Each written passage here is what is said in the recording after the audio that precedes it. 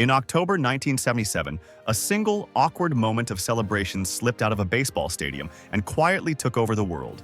No fireworks, no confetti, just two hands, one idea, and a sound that went smack. And somehow, that sound escaped the ballpark and ended up everywhere. School hallways, wedding photos, office victories. Even those moments when you finally open a stubborn jar and feel like you've won a small personal championship. The high five feels ancient. Like humans probably did it after inventing fire and before inventing shoes. But it's actually a modern gesture with a surprisingly traceable origin story, a few "that was me" arguments, and one very specific game that pushed it into the spotlight. Let's rewind. It's October 2nd, 1977, last game of the regular season. The Los Angeles Dodgers are playing the Houston Astros, and Dusty Baker steps up to the plate. When he connects, the ball doesn't just leave the park, it makes history. That home run becomes his 30th of the season, and with it, the Dodgers become the first team in Major League Baseball to have 4 players hit 30 or more home runs in a single year. It's the kind of stat that makes announcers sit up straighter and fans lean forward in their seats. As Baker rounds third base, the mood is electric. Teammates are grinning. The dugout is buzzing. And waiting near home plate is Glenn Burke, who's about to improvise a piece of cultural history. Burke throws his hand straight up into the air. Not sideways, not low. Straight up, like he's reaching for the sky itself. Baker sees it, and for a split second, has no idea what he's supposed to do with that hand just hanging there. Later, he would joke about it, saying Burke's arm was way up, arched back, almost dramatic. So Baker does the most human thing possible. He just hits it. Palm to palm, clean, simple, unplanned. And that was it. No one stopped to name it. No one paused to say, "Gentlemen, we have just invented a new form of celebration." They just kept playing baseball. But the moment didn't stay in that stadium. Now, before we go any further, let me quickly say this. If you're enjoying these little everyday stories about how strange and funny our world really is, a quick like on this video helps more than you might think. It lets these weird little histories find more curious minds like yours. Thanks for being part of it. Back then, sports celebrations were already getting louder and more expressive. Handshakes were normal. Backslaps were common. But this big, vertical, overhead slap? That was new. And because it was new, people noticed. Other players started copying it, then other teams, then other sports.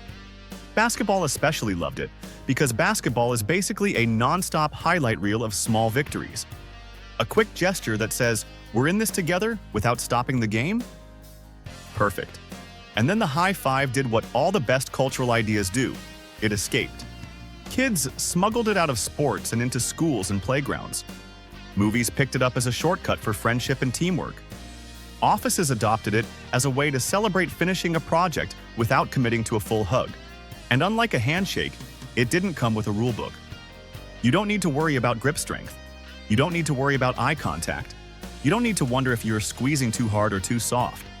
You just aim and hope, which is where the real magic happens. Because the high five also gave the world a new kind of comedy. The miss.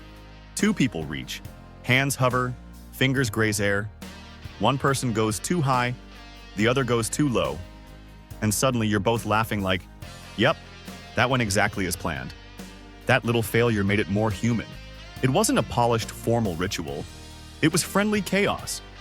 And then it evolved. The low five, the too slow joke, the double high five, the high 10. The long tunnel of palms in sports arenas that turns one person into a human pinball. It became a universal symbol of shared victory. You don't just high five when you win a game.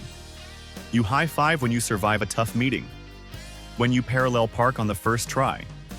When your friend finally sends that text they've been overthinking for 3 days. For a while, even the high five took a break. Hands became a little suspicious.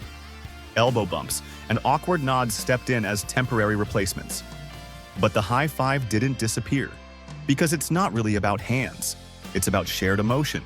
As soon as people felt safe celebrating together again, the high five came back like it had just been waiting patiently in the background, stretching its fingers.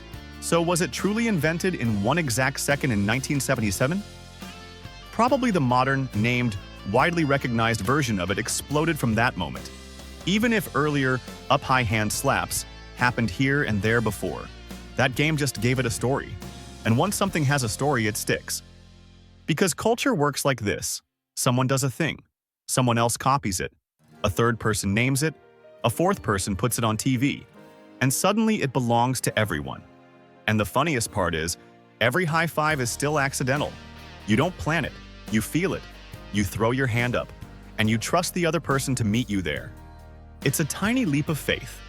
So now I'm curious. Where did you first learn the high five? And what's the worst miss you've ever had that made both of you just walk away like nothing happened? Thanks for watching!